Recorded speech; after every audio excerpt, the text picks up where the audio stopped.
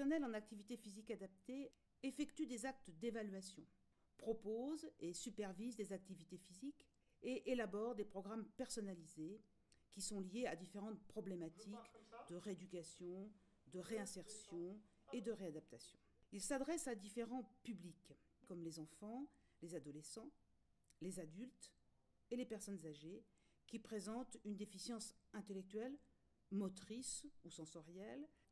Les professionnels en activité physique adaptée interviennent dans différents secteurs, dans le contexte sanitaire, comme les centres hospitaliers publics et privés, les soins de suite et de réadaptation, les centres de rééducation et de réadaptation fonctionnelle, mais aussi dans les centres médico-sociaux de type EHPAD, établissement d'hébergement pour personnes âgées dépendantes, instituts médico-éducatifs, maisons d'accueil spécialisées, ou encore dans le domaine social, dans des associations sportives, fédérations handisport ou sport adapté.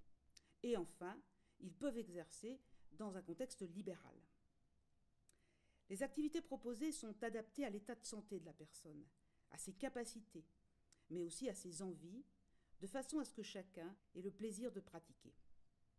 Pour toutes les formes d'activité, l'objectif principal reste le renforcement des capacités de la personne, l'amélioration des liens sociaux et la facilitation de son intégration dans la communauté.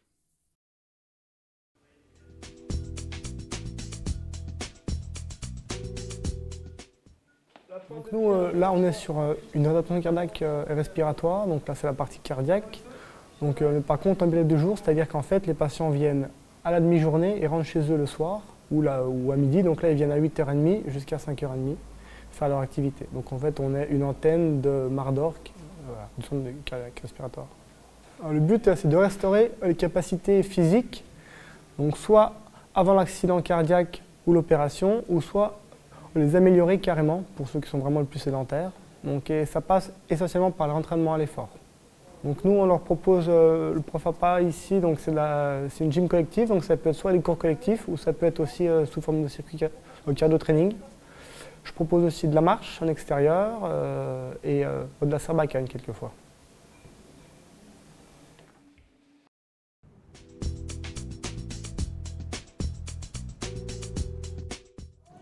Nous travaillons dans un centre de médecine physique et de réadaptation. On accueille différents types de pathologies, la neurologie avec des AVC, des blessés médulaires, des traumatisés crâniens, entre autres, de l'orthopédie, de la traumatologie, des amputés.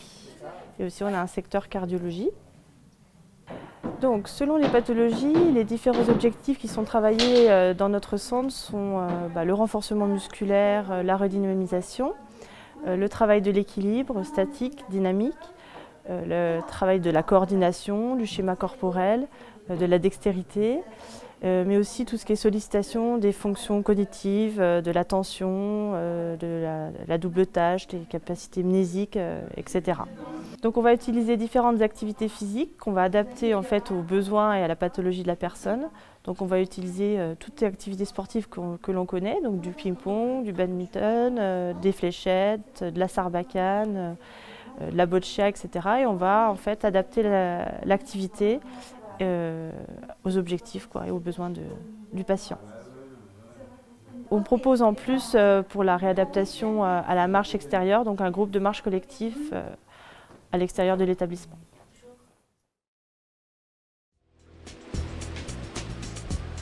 Donc cette association a été créée pour répondre à une demande de parents d'enfants atteints de handicaps divers, leur permettre un accès à la piscine et à l'activité natation. Elle a été créée par Éric Cormery, professeur de natation du coup, à la fac de sport de Dijon, qui est lui-même père d'une fille atteinte d'un handicap.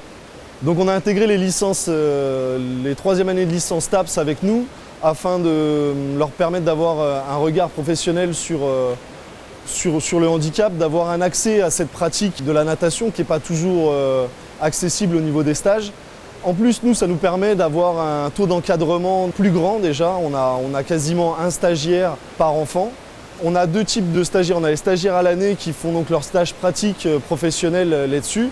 où ils ont vraiment une mise en pratique professionnelle comme s'ils étaient au travail en fait. Et on a aussi en début d'année toute la promo des L3 parce que Éric Cormery a fait en sorte que ce stage soit intégré dans une UE et que ça devienne obligatoire et voilà, pour leur permettre d'avoir un regard sur le handicap, sur les différents handicaps, chose que les étudiants n'ont pas toujours en arrivant en L3, quoi.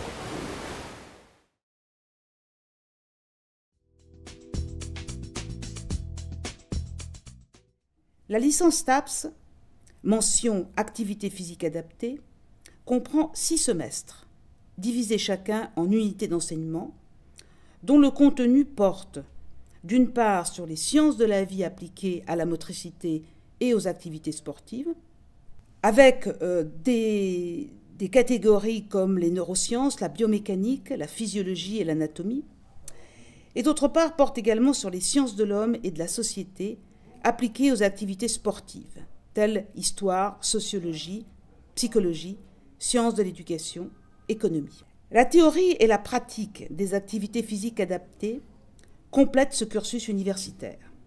Les différents enseignements sont dispensés sous forme de cours magistraux, de travaux dirigés et de travaux pratiques.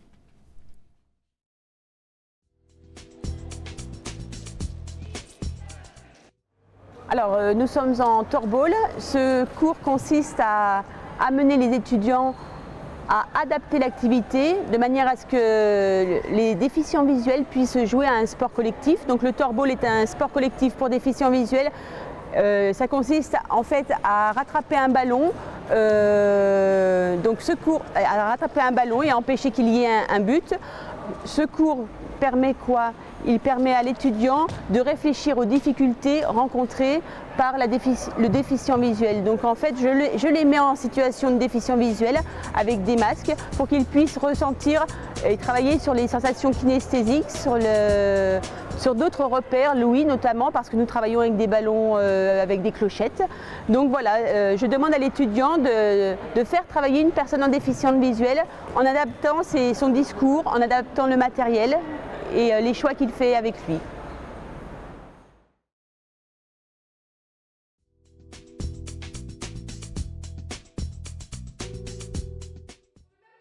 Donc en fait, c'est la découverte de la déficience motrice. Donc je la traite sous 2 aspects, le membre paralysé, amputé et la paraplégie, donc en fauteuil. Ils sont donc dans ces études APAS, donc le but c'est de leur faire comprendre un petit peu, le moins se mettre en situation, on va dire, autant que possible.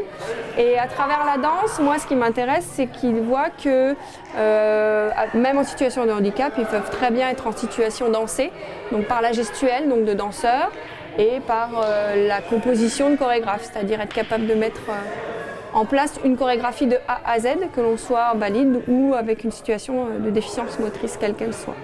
Donc c'est vraiment de la découverte, mais qui est vraiment adaptée à la danse, à l'activité qui est la mienne. Donc voilà.